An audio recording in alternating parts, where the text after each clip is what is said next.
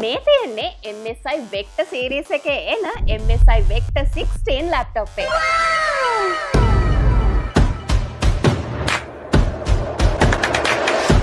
ඉතින් ඔයාට මේකේ බලා ගන්න පුළුවන් වෙන්නේ latestම processor එකක් වෙන Intel Ultra 9 processor එකක්. මේ laptop එකේ තියෙන විශේෂම දේ තමයි මේ laptop එකේ තියෙන GPU එක.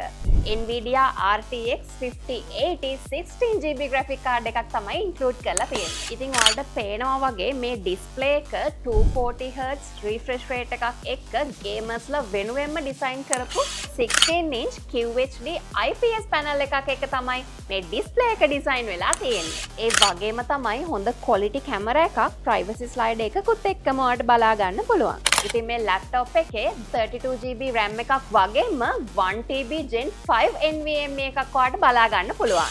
මේ laptop එකේ additional specs ගැන කතා කළොත් ඔයාලට color customize කරගන්න පුළුවන් විදිහේ fully keyboard එකක් තමයි එයාලා දීලා තියෙන්නේ. මේ laptop එකේ තියෙන තවත් විශේෂම දෙයක් තමයි මේකේ cooling system එක. ඉතින් ඔයාලට බලා ගන්න පුළුවන් මේ laptop එකට include කරලා තියෙන්නේ dual fan cooling system එකක්. අපි දැන් බලමු මේ laptop එකේ මොනවද තියෙන ports කියලා.